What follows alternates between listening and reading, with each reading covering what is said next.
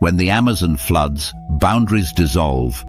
Rivers spill into forests, forests spill into villages, and the quiet logic that normally separates wild movement from human space collapses underwater. Trails vanish, burrows fill. Prey species, frogs, small snakes, lizards, move uphill, following the shrinking margins of dry ground. And with them comes a predator that almost never announces itself. The coral snake does not arrive with noise or threat displays. It arrives because the ground told it to move. Coral snakes are not wanderers in the dramatic sense. They are secretive, ground-oriented hunters that prefer leaf litter, root tangles, and loose soil where their prey hides. Their movements are dictated by moisture, temperature, and prey density, not curiosity. During storms, floods, or sudden ecological shifts, those parameters change rapidly. Water pushes them out of burrows and low forest floors into higher, drier refuges, sometimes along the edges of houses, sometimes into sheds, sometimes beneath porches, or inside debris piles left by receding water. From the snake's perspective, these are temporary refuges, no different from fallen logs or root cavities. From a human perspective, they are unexpected visitors carrying one of the most medically serious venoms in the region. What makes coral snakes especially dangerous near homes is not their venom alone, but their scale and appearance. They are small, slender, and vividly colored, often no thicker than a finger. Red, black, and yellow bands wrap their bodies with striking precision, a visual signal evolved over millions of years to broadcast toxicity. In the forest, this works. Predators learn quickly. Birds, mammals, and larger reptiles avoid them after one bad encounter or even a convincing imitation. But humans are not wired the same way. Color does not always mean danger to us. Sometimes it means beauty. Misidentification compounds the risk. In the Amazon, several harmless or mildly venomous snakes mimic coral snake coloration, exploiting the same warning system without paying the metabolic cost of potent venom. Locals often rely on rhymes or rules to distinguish them, but these rules are inconsistent across regions and fail under stress. In the moment, when a small bright snake is seen near a doorstep or inside a structure, people hesitate. They look closer, they lean in, phones come out. Someone tries to move it with a stick, or worse, with bare hands. The snake, already displaced and stressed, reacts with speed that seems impossible for something so small. The bite itself is rarely dramatic. Coral snake fangs are short and fixed, not hinged like those of vipers. The venom delivery is efficient, but not forceful. Often there is little immediate pain. Sometimes there is no pain at all, a faint pressure, a pinprick, or nothing noticeable beyond the surprise of contact. This is the most dangerous moment. Pain is a signal humans trust. When it doesn't arrive, urgency dissolves. The bite is dismissed. The snake is gone. Life resumes. Inside the body, however, the clock has already started. Coral snake venom is primarily neurotoxic, targeting the communication between nerves and muscles. It interferes with acetylcholine receptors at neuromuscular junctions, preventing muscles from receiving clear signals to contract. Unlike venoms that cause immediate tissue destruction or swelling, this venom works quietly, systemically, and progressively. The nervous system begins to fail, not because it is overstimulated, but because it is being silenced. The earliest signs are subtle. Eyelids feel heavy, facial muscles weaken. Speech may become slurred, not from confusion, but from loss of fine motor control. Swallowing feels effortful. The tongue does not respond as crisply as it should. These symptoms are easy to rationalize away. fatigue, dehydration, anxiety. This delay is often fatal to good outcomes. The venom continues to circulate, binding more receptors, shutting down more pathways. As paralysis spreads, it moves predictably but relentlessly. Muscles of the face and throat weaken first, followed by the limbs. Grip strength fades, walking becomes unsteady. Breathing muscles, the diaphragm and intercostals, begin to lose coordination. This is not suffocation in the dramatic sense, it is mechanical failure. The body knows it needs air, but the machinery required to draw it in no longer responds. Without antivenom and respiratory support, this process ends in respiratory failure. What makes coral snake envenomation uniquely dangerous is not just potency, but deception. There is no dramatic swelling, no bleeding, no visual cue that screams emergency. The skin may look normal, the bite site may be nearly invisible. Internally, however, the nervous system is being methodically disconnected. By the time the severity is understood, hours may have passed. Antivenom works best when given early. Delay turns a manageable medical emergency into a race against neuromuscular shutdown. Ecologically, coral snakes are specialists. They prey primarily on other snakes and elongated vertebrates, including small lizards and amphibians. Their venom is optimized for this niche, fast-acting neurotoxins that immobilize prey quickly without the need for physical struggle. Their small size is not a limitation, but an advantage, allowing them to access narrow spaces where their prey hides. Their bright coloration is not decoration. It is a contract with the ecosystem. Look at me and live. Humans, however, often break that contract. We approach what we should avoid.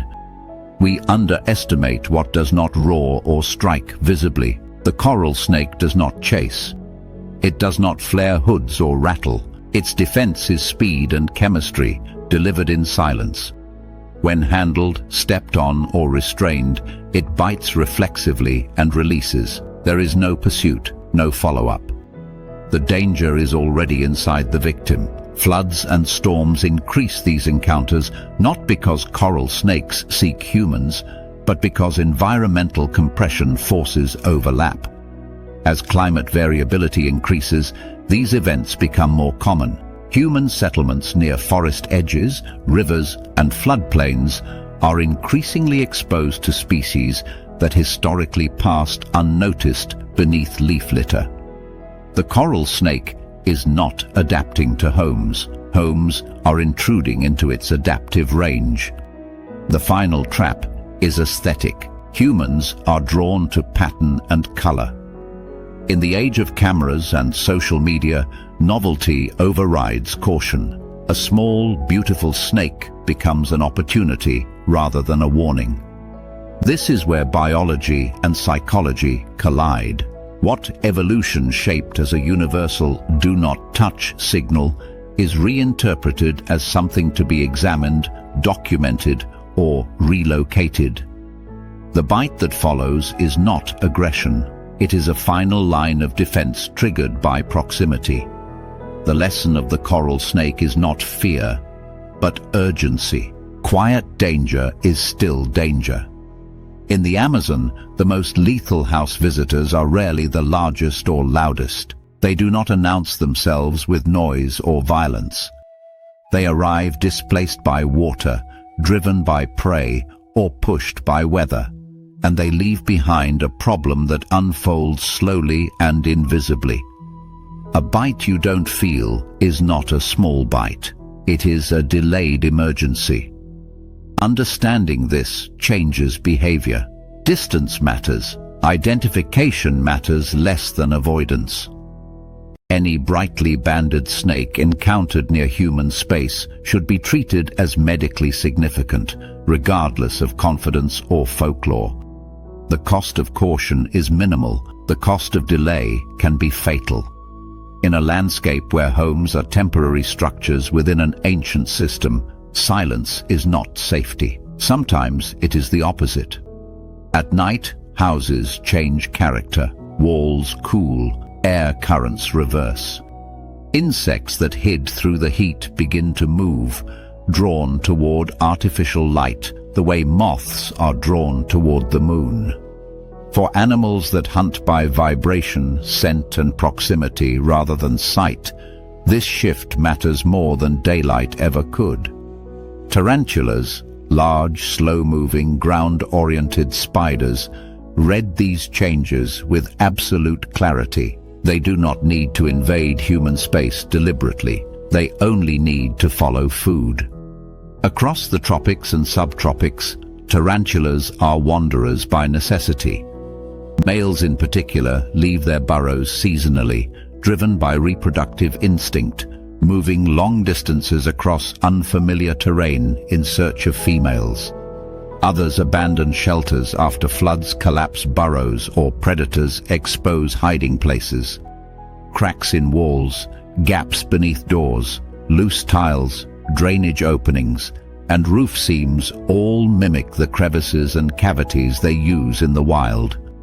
Human buildings, especially in rural or forest edge areas, are not barriers. They are simply another layer of terrain.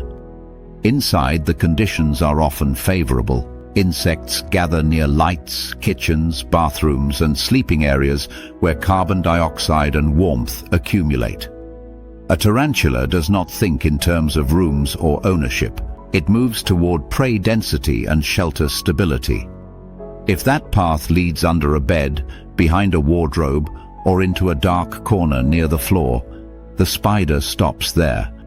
Stillness follows. Hours may pass unnoticed. This is where myth and reality begin to diverge.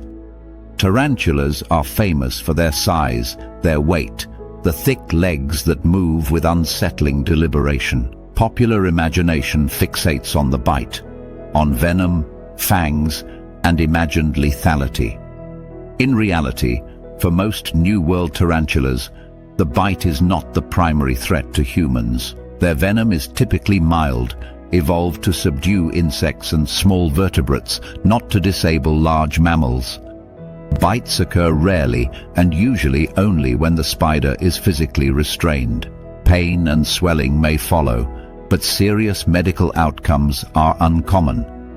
The real weapon is something far stranger and far more effective in close quarters: hair. Along the abdomen of many tarantula species are dense patches of specialized urticating hairs.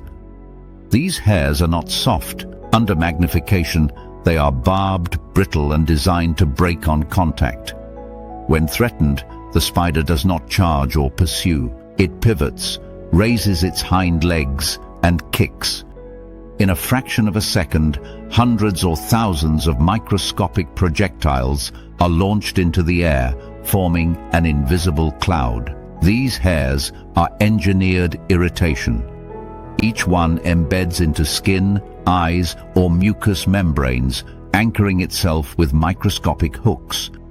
The sensation is immediate and intense, burning, itching, stinging that escalates as the body reacts. On skin, it feels like fiberglass ground into sweat.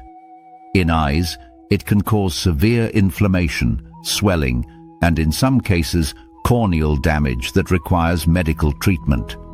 Inhaled, the hairs irritate the respiratory tract, triggering coughing, chest tightness, and panic driven by the sensation of something wrong that cannot be seen or expelled easily. This defense is not venomous in the chemical sense. It is mechanical and inflammatory, exploiting the human immune system against itself.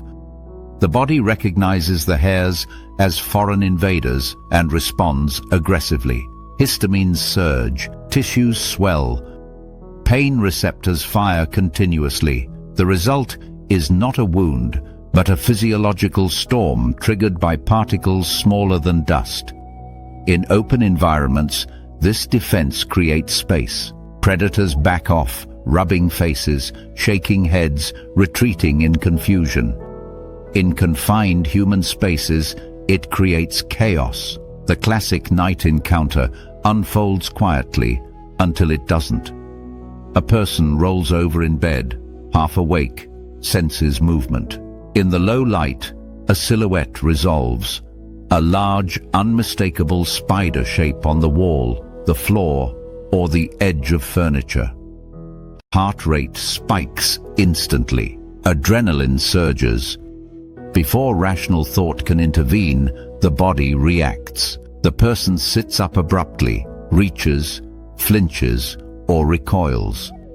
For the tarantula, this sudden motion is indistinguishable from predatory attack. There is no time to assess intent. The spider does what evolution trained it to do. It kicks.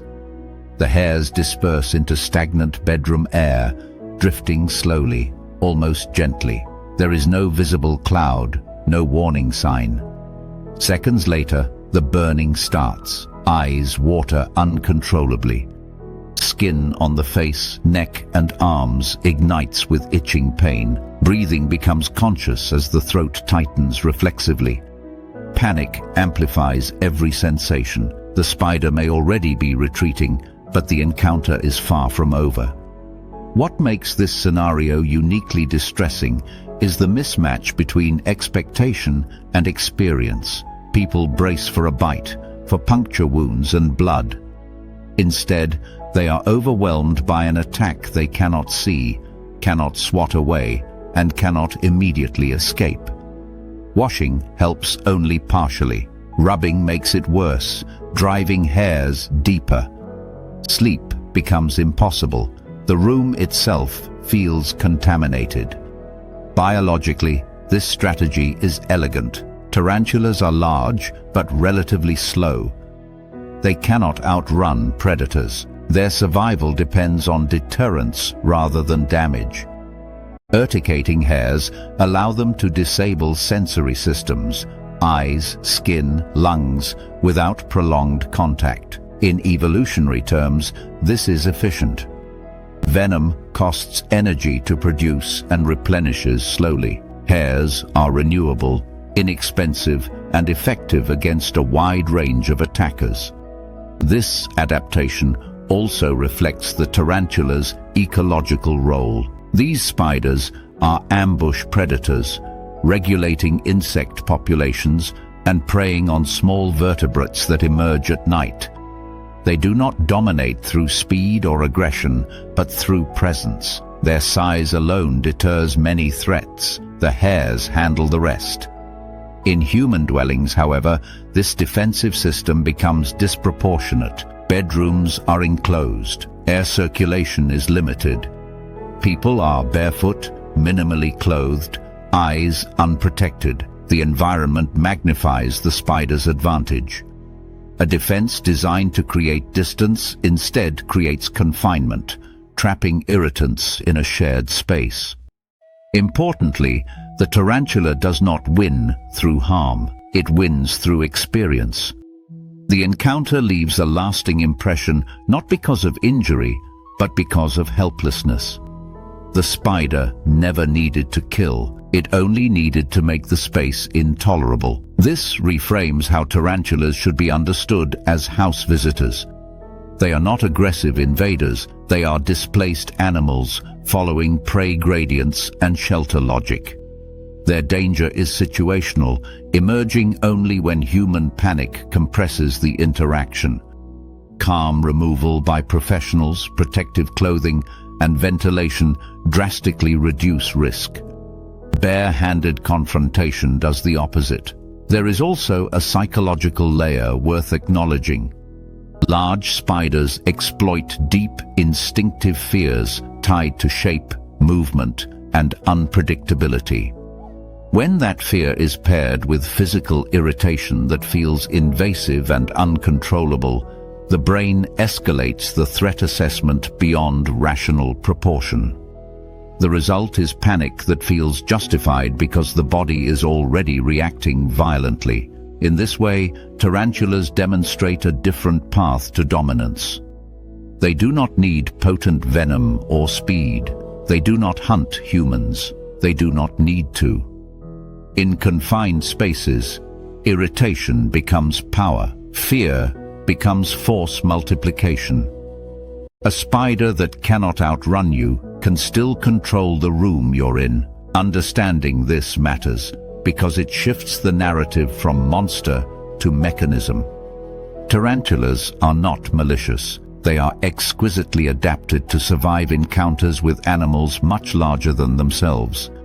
Human homes simply exaggerate the effectiveness of those adaptations. When a tarantula ends up in a bedroom, the danger is not what people imagine.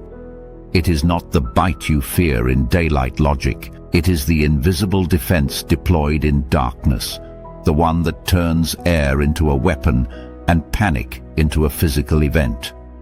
In that moment, the spider does exactly what evolution intended, making the space unbearable long enough to escape, and in most cases, that is more than enough. Night in the lowland forests of Brazil does not fall gently. Heat lingers in the leaf litter, trapped under broad leaves and tangled roots, while insects begin their electrical hum and the forest floor wakes up. This is when the Brazilian wandering spider emerges, not from a web, not from a burrow, but from movement itself. Phonutria does not wait. It hunts on foot, long legs lifting and placing with deliberate confidence across bark, soil, fallen fruit, and human structures that blur into the forest's edge.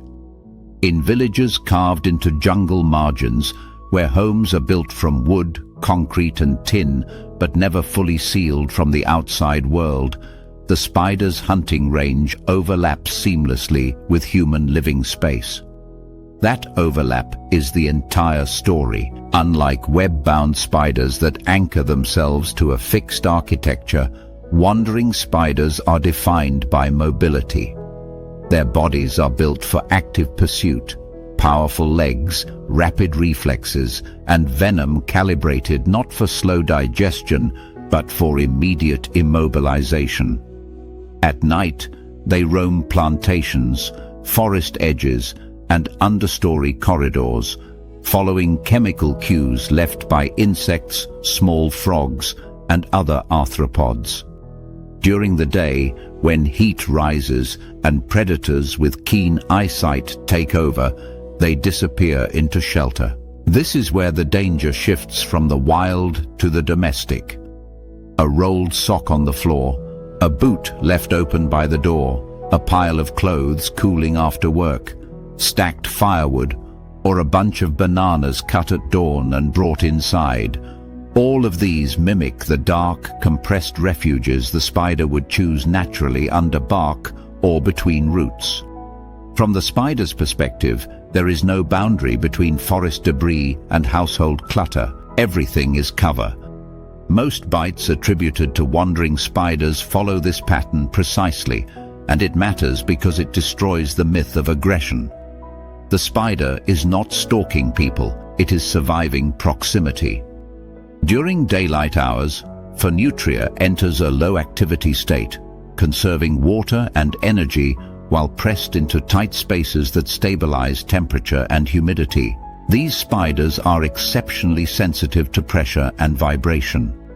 Their legs and body hairs register contact instantly, and when that contact becomes crushing, when a hand closes around fabric or a foot slides into a shoe, the spider has milliseconds to react.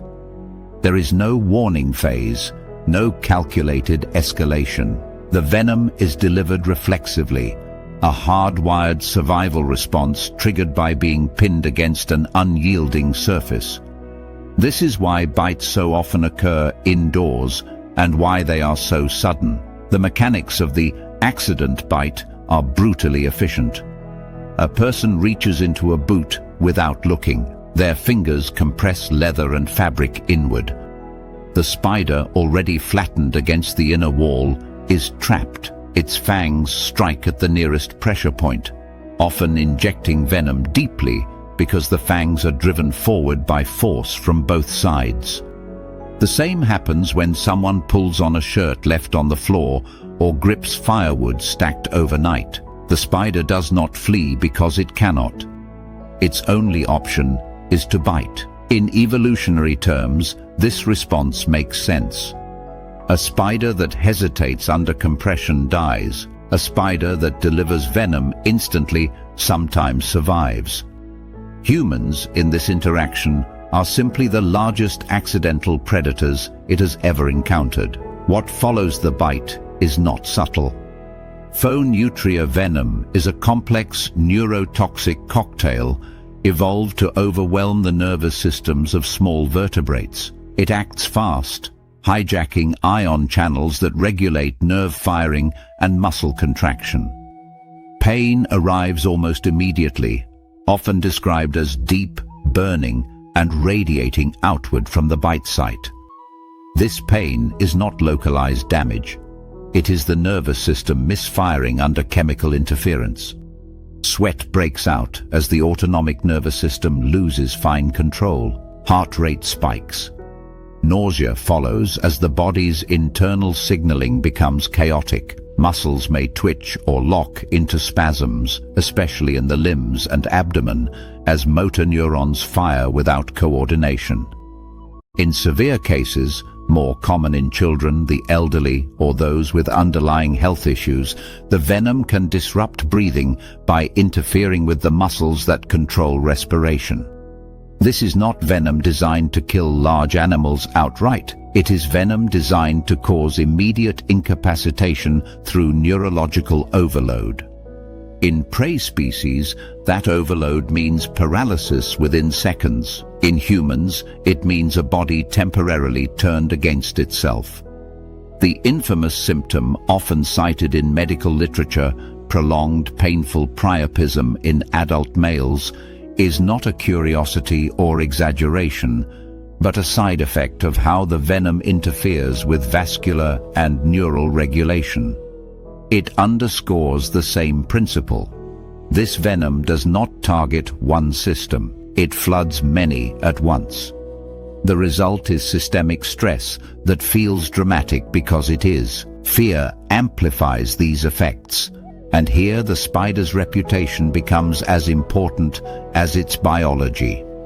Knowing what bit you matters. In regions where wandering spiders are common, their image is deeply embedded in local awareness. People know where they hide. They know what a bite can do. When pain explodes from a foot or hand and the spider is seen fleeing, the psychological shock compounds the physical symptoms. Stress hormones surge, heart rate climbs further, and perception of pain intensifies. This is not weakness, it is physiology. The human nervous system, already destabilized by venom, is pushed harder by fear. The emergency feels immediate because it is. What makes the wandering spider uniquely unsettling is not lethality, but betrayal of the familiar. Forest predators usually announce their presence through habitat cues: deep water, dense brush, darkness. Phonutria breaks that rule. It occupies the same spaces people consider safe and routine. The act of putting on shoes, grabbing clothes, or carrying groceries becomes the point of contact. The spider does not need to chase. It waits passively, relying on coincidence and compression. In ecological terms, this is not adaptation to humans, but indifference to them.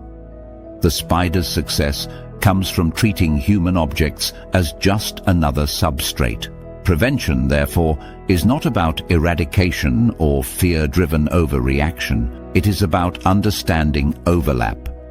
In rural homes near forest edges, especially in tropical climates where ventilation matters more than ceiling, wandering spiders will enter living spaces. That is a given. The logic of prevention follows directly from their behavior. Shake shoes before wearing them because enclosed, dark spaces attract sheltering spiders.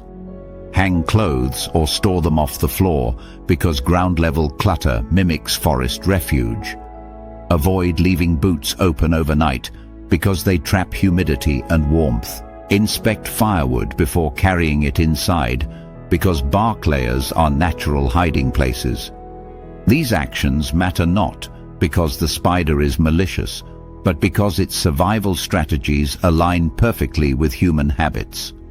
In this sense, the Brazilian wandering spider is a case study in ecological collision. It is a highly successful nocturnal hunter whose sensory world overlaps just enough with ours to cause rare but dramatic encounters. Its venom is powerful because it must be, not because it is meant for us. Its bites happen indoors, not because it invades homes, but because homes near forests are porous extensions of the ecosystem. The danger lies not in the spider itself, but in the moment when human routine compresses a wild animal against a wall of fabric or leather and forces a decision measured in milliseconds. The boot bites back not out of malice, but out of physics, neurobiology, and coincidence. Understanding that does not make the spider less frightening. It makes it more real. Human homes are not separate from nature. They are thin shells pushed into it, full of seams, shadows, and quiet voids where life settles unnoticed. Long after the lights go out and the air cools, those voids begin to function like miniature ecosystems. Insects gather where warmth lingers, where moisture condenses, where crumbs fall and flies rest. And wherever insects stabilize, predators follow. The black widow spider does not need wilderness. It does not need jungle density or forest chaos. It needs corners. And human architecture provides them in abundance. Black widows thrive where structure meets neglect. Wood piles stacked against a wall create layered crevices that trap heat and humidity. Storage rooms accumulate dust and insects in undisturbed stillness. Toilets and bathrooms offer moisture gradients that attract small arthropods. Under beds, behind furniture, inside sheds, and along baseboards, the world slows down enough for silk to hold. These are not random locations. They are places where vibration is rare, airflow is minimal, and prey traffic is predictable. From the spider's perspective, a house is not an alien environment. It is a scaffold, an artificial cliff face filled with anchor points, shadows, and food. The black widow's web is not built to chase, it is built to wait. Thick, irregular strands stretch low to the ground or across tight angles, designed to snag wandering insects rather than intercept flyers. The silk itself is a biological weapon, strong, elastic, and laced with chemical cues that transmit vibration instantly to the spider's legs. A beetle brushing one thread sends a signal through the entire web. The widow responds not with haste, but with precision. It emerges slowly, wraps its prey, and delivers venom calibrated to silence nervous systems efficiently.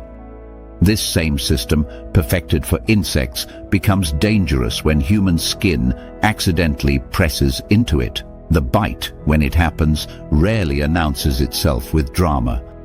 There is often no immediate pain spike, no dramatic wound, no visible damage beyond a faint puncture. This is part of what makes the black widow psychologically dangerous. People dismiss the moment, a pinprick under the bed while cleaning, a mild sting behind the toilet while reaching for a dropped object, a brief discomfort from lifting firewood. The spider bites defensively, injecting venom in small volume, then retreats. There is no pursuit, no escalation. The person moves on, unaware that the clock has started. Widow venom does not overwhelm instantly. It insinuates itself into the nervous system, binding to presynaptic nerve terminals and forcing the release of neurotransmitters in uncontrolled waves. Calcium channels are disrupted, synapses flood. Muscles receive signals they cannot shut off. This is why the early phase feels strange rather than catastrophic. The body feels off. Restlessness sets in. Local pain deepens and spreads, radiating along nerve pathways rather than remaining at the bite site. Sweat beads across the skin as the autonomic nervous system slips out of balance. Nausea rises not from poisoning, but from neurological chaos. Hours later, the signature symptom emerges, muscle cramping that does not behave like injury. The abdomen tightens as if locked in a sustained contraction. The back follows, deep muscles pulling inward with no relief. These spasms are not caused by tissue damage, but by nerves firing relentlessly, commanding muscles to contract again and again without rest. People often misinterpret this as appendicitis, kidney stones, food poisoning, or a spinal issue. The pain feels internal, systemic, and disproportionate to the tiny mark left behind. This misdirection delays treatment, and delay amplifies fear. As the venom continues to circulate, sleep becomes impossible. The nervous system enters a hyperexcited state, alert but exhausted, tense but weak. Heart rate fluctuates. Breathing may feel shallow, not because the lungs are failing, but because the muscles coordinating respiration are locked in partial spasm. Anxiety surges, driven by both physiological stress and uncertainty. The body is signaling danger, but the source remains unclear. This is the essence of delayed dread. The realization that something is seriously wrong arrives only after the system is already compromised. Biologically, the black widow's venom is a masterpiece of efficiency. It is not designed to dissolve tissue or cause necrosis. It is designed to hijack signaling. In prey, this means rapid paralysis followed by death. In humans, whose nervous systems are larger and more redundant, it means prolonged suffering rather than immediate collapse. The venom's effects are dose-dependent, which is why children and smaller adults experience more severe symptoms. But even in healthy adults, the experience can be profound, stretching across days as the nervous system slowly reasserts control. What makes the black widow distinct from other venomous spiders is not raw potency, but consistency. These spiders are calm, sedentary, and predictable. They do not roam like wandering spiders. They do not hunt actively. They wait, and they wait in places humans do not look. Behind a couch pushed flush to the wall, under a toilet rim never inspected, inside a storage box untouched for months. Their webs persist because they are rarely disturbed.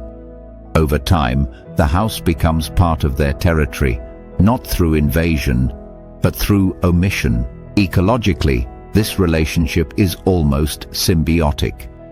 Black widows reduce insect populations that thrive in human dwellings: roaches, flies, beetles, and other pests. They stabilize micro-ecosystems that would otherwise explode in number. In many regions, they have followed humans for centuries, adapting seamlessly to barns, outhouses, basements, and sheds. Their spread across continents is tied not to natural migration, but to human movement of goods and materials. Where people build, widows follow, not aggressively, but inevitably. The danger arises when stillness meets assumption. When humans treat their homes as sealed spaces rather than living interfaces, the widow does not seek conflict. Its venom is precious, metabolically expensive to produce. Bites occur when pressure is applied, when skin compresses the spider against a surface, when escape routes vanish. The spider responds with the minimum necessary force, unaware of the cascade it sets in motion. From its perspective, the event is over in seconds. From the human perspective, it unfolds slowly, relentlessly, and without clear narrative. This delayed unfolding is what separates fear from panic. Panic comes from immediate threat. Dread comes from realization. The creeping understanding that the pain is not fading, that the cramps are spreading, that sleep will not come. The house, once familiar, becomes suspect. Corners gain weight. Shadows behind furniture feel occupied. The environment itself feels complicit, not because it is hostile, but because it was never truly inert. Prevention, as with all human arthropod overlap, is rooted in attention rather than eradication. Reducing clutter removes anchor points. Inspecting rarely used spaces disrupts long-established webs. Wearing gloves when handling stored items interrupts accidental compression. These actions are not reactions to fear, but acknowledgements of shared space. The black widow is not an invader in the conventional sense. It is a tenant of neglect, thriving where observation lapses. In the end, the black widow embodies a different kind of threat than the dramatic predators of wild landscapes. It does not announce itself. It does not chase. It does not require remote terrain or exotic settings. It lives where people stop looking, and it harms not through violence, but through latency. The corner you never check becomes the interface between two nervous systems. One evolved to trap insects, the other evolved to interpret pain as meaning. When those systems collide, the result is not spectacle, but endurance. This is a killer that does not need the jungle. It waits patiently in the architecture of daily life, its presence defined not by movement, but by stillness. And by the time it makes itself known, the house no longer feels neutral. It feels alive. Night settles differently in places shaped by people. Artificial light replaces moonlight, drawing clouds of insects into tight, predictable halos.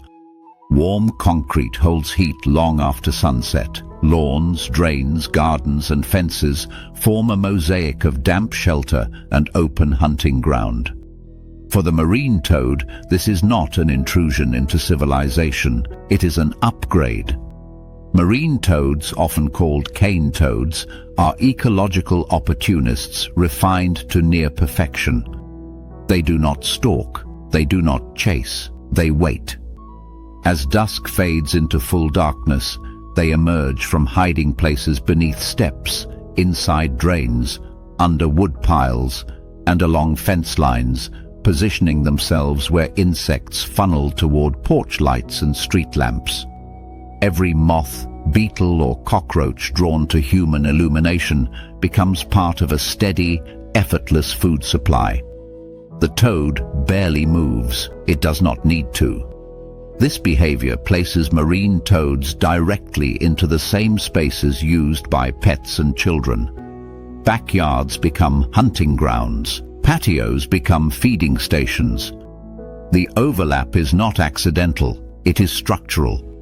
Where humans concentrate insects, marine toads follow. Where marine toads settle, chemical danger accumulates quietly at ground level. Unlike predators that rely on speed or aggression, the marine toad is built around defense. Its body is squat, heavy and unhurried, armored not by armor but by chemistry. Behind its eyes sit large parotoid glands, raised, kidney-shaped structures that look almost decorative unless you know what they are. Inside those glands is a potent cocktail of bufotoxins, cardiac glycosides, neuroactive compounds, and irritants evolved to stop predators immediately. These toxins are not injected, they are expressed. When a marine toad is grabbed, squeezed, stepped on, or bitten, the glands contract reflexively, releasing a milky secretion across the skin. In a dog's mouth, this secretion is smeared directly onto gums and tongue, where it is absorbed rapidly through mucous membranes. In children, handling or squeezing the toad can transfer toxin to hands, then to eyes or mouth. There is no warning sign, no bite, no sting, just contact, and then chemistry takes over. The speed of onset is what turns curiosity into emergency. In dogs, the first sign is often intense drooling. Saliva pours uncontrollably as the toxin irritates oral tissues and disrupts nerve signaling. The dog may paw at its mouth, shake its head, or stagger as confusion sets in. Within minutes, muscle tremors begin.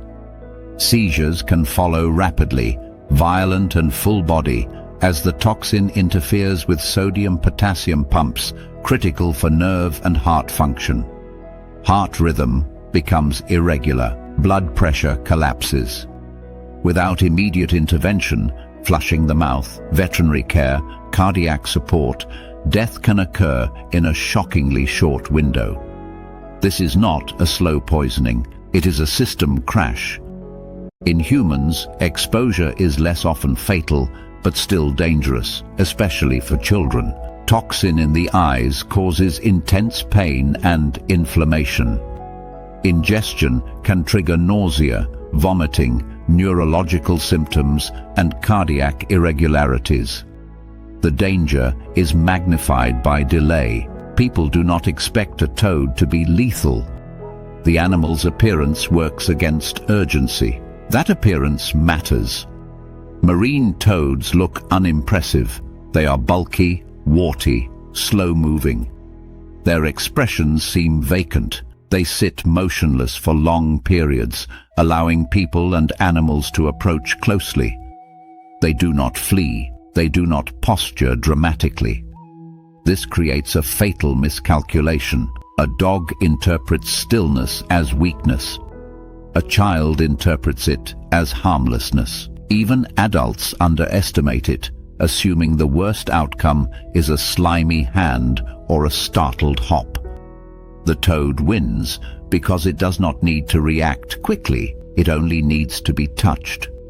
Ecologically, this strategy is devastatingly effective. Marine toads evolved in environments filled with predators that learn fast or die. Any animal that bites a toad and survives learns one lesson permanently. Many do not survive. The toxin's purpose is not deterrence through pain alone, but deterrence through physiological collapse. It teaches the ecosystem through removal. Human-modified environments amplify this effect. Domestic dogs have no evolutionary context for bufotoxins. Their instinct to grab small animals triggers maximum exposure. The toad does not chase them. It does not even move much. The dog delivers the toxin to itself. What makes this interaction especially cruel is its speed. Owners often report that everything happened in minutes. One moment the dog is outside. The next, it is drooling, seizing, collapsing. There is no visible wound to explain the crisis. Panic escalates as people scramble to understand what they are seeing. By the time the toad is noticed or remembered, it may already be too late. From the toad's perspective, this is not conflict. It is defense executed perfectly. The animal survives. The threat is neutralized. The yard remains a viable hunting ground. Marine toads thrive around humans because human environments remove their limiting factors. Artificial water sources provide breeding sites. Lawns and gardens maintain moisture even during dry periods. Lights concentrate prey. Roads and cleared land allow easy movement. Predators that might normally control toad populations are absent or reduced. The result is an animal that not only survives near humans, but flourishes. This success has consequences beyond pets. Marine toads disrupt local ecosystems by poisoning native predators that attempt to eat them. Snakes, monitor lizards, birds and mammals unfamiliar with bufotoxins die after contact. The toad's chemical defense scales upward through the food web, removing species that cannot adapt quickly enough. In this sense, the toad is not just a backyard hazard, it is a chemical force reshaping entire landscapes. Yet the danger remains most visceral at the household level. This is where abstract ecology becomes personal loss. A family pet dead on the kitchen floor. A child rushed to the emergency room. A yard that suddenly feels hostile after dark. The psychological shock comes from betrayal of expectation. People are trained to fear sharp teeth, claws, venomous fangs. The marine toad has none of these. It looks like a harmless, even comical animal. That mismatch creates the trap. People get close. Dogs grab, hands reach down. The defense activates without warning. What makes this animal particularly relevant to this series is how completely it inverts the idea of danger. There is no attack, no pursuit, no aggression. The toad does not need to do anything beyond exist and be handled incorrectly. It wins encounters passively, through chemical certainty rather than physical force. Prevention, like with all home-adapted hazards, is behavioral rather than violent. Reducing insect-attracting lights limits toad congregation. Supervising pets at night matters. Teaching children not to touch unfamiliar animals is critical. In regions where marine toads are common, awareness saves lives, often measured in minutes. This is not about demonizing the toad. It is doing exactly what evolution shaped it to do. Its toxins are ancient solutions to predation pressure, now amplified by human infrastructure. The problem is not the animal. The problem is proximity without understanding.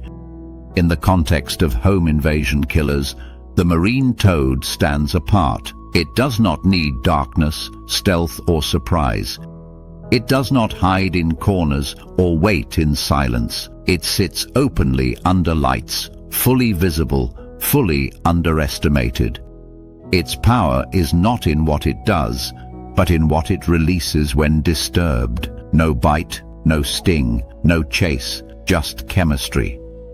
And in a backyard shaped by human habits, that is more than enough to kill. Above the living space, above the smoke stains and rafters and woven palm ceilings, there is another layer of the house that most people never think about. It is dark, warm, stable in temperature, and rarely disturbed. For bats, this space is not inside a human home. It is functionally identical to a cave ceiling, a hollow tree, or a cliff overhang. Roof gaps, attics, broken tiles, and ventilation slits form a network of artificial roosts stretching across villages and forest-edge settlements. When bats move in, they do not arrive as intruders. They settle as if the structure was built for them, which, biologically speaking, it almost is. In the Amazon and similar tropical regions, bats are everywhere. They pollinate trees, disperse seeds, regulate insect populations, and fill ecological roles so critical that entire forests depend on them. Most species are harmless to humans, feeding on fruit, nectar, or insects, and avoiding contact altogether. But among this diversity is a small, highly specialized group whose survival strategy intersects with human vulnerability in a uniquely quiet way. Vampire bats do not hunt, they harvest. Unlike predators that overpower prey, vampire bats exploit sleep. Their targets are large, warm-blooded mammals that remain still for long periods: cattle, horses, pigs, and in some regions, humans. Remote homes near forest edges, especially those with open walls, damaged roofs, or sleeping areas without protective nets, become accessible feeding grounds. The bats do not enter chaotically, they memorize routes. They return night after night, following the same airflow patterns, the same roof gaps, the same body heat gradients. Their feeding method is precise to the point of surgical. A vampire bat lands lightly near its target, often on the ground or a nearby surface, approaching on foot rather than wing. Heat sensors in its nose detect blood vessels close to the skin. Using razor-sharp incisors, It makes a shallow incision, more a shave than a bite. The cut is small, clean, and designed to minimize pain. At the same time, the bat's saliva delivers a powerful anticoagulant, preventing clotting and keeping blood flowing freely. The bat does not suck blood, it laps it, tongue flicking rhythmically as the wound continues to bleed.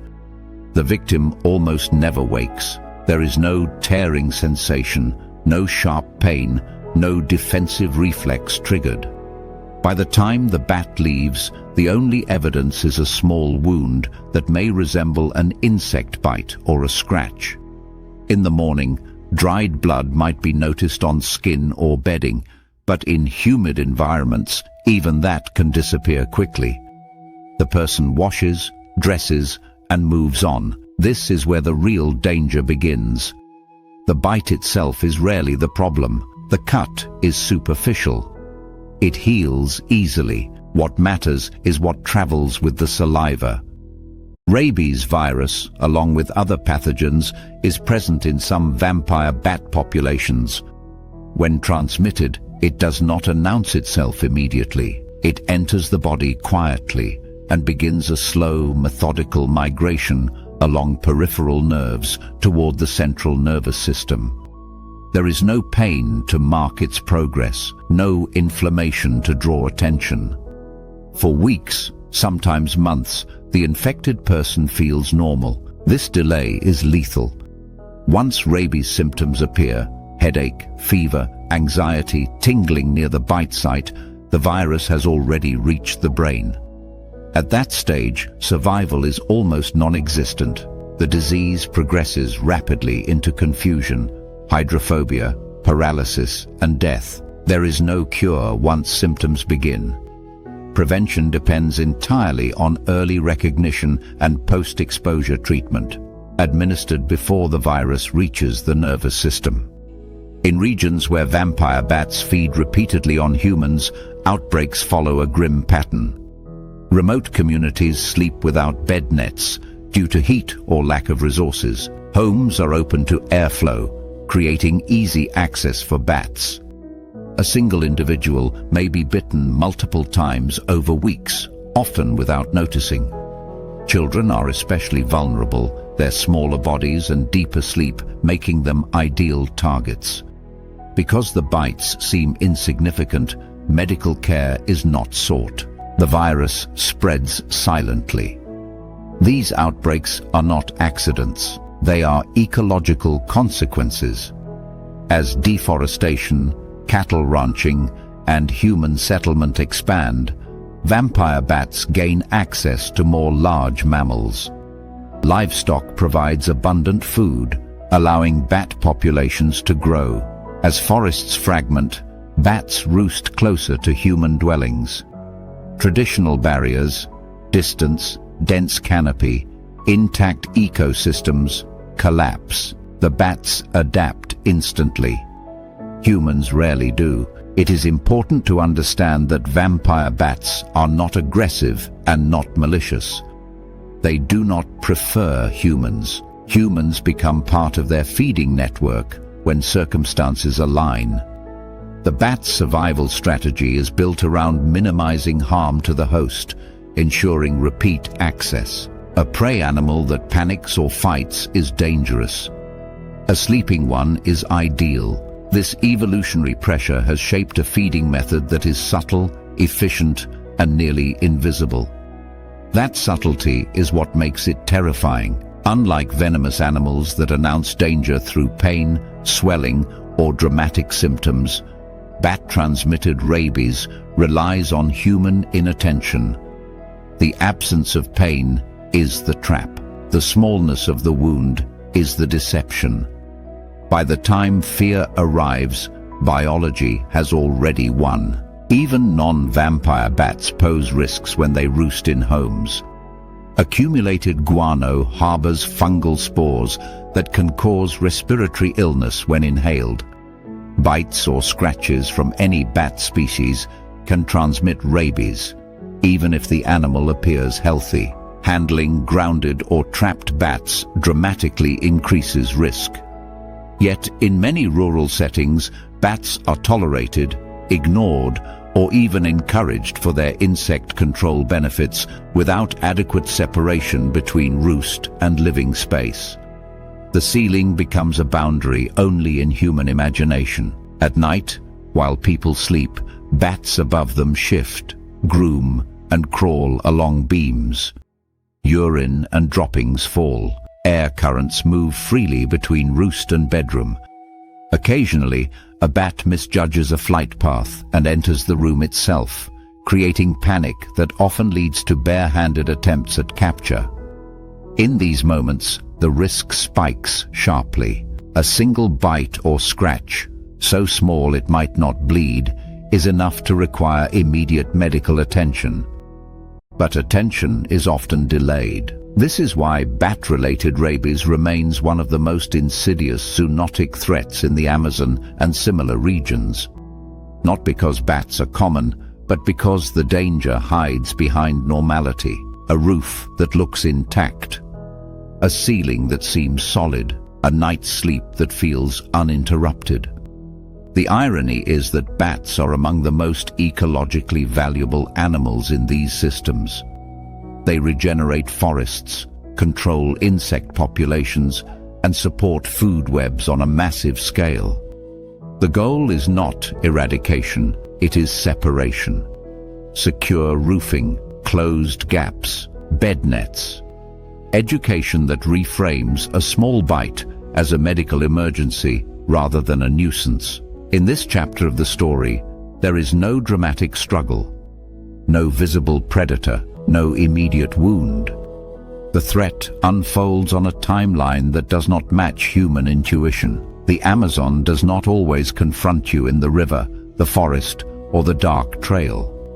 Sometimes it settles above your head, waits for sleep, and leaves behind a problem that only reveals itself when it is already too late. The bite you don't notice is the most dangerous one of all. And in a house that shares its ceiling with the forest, the wilderness is never really outside.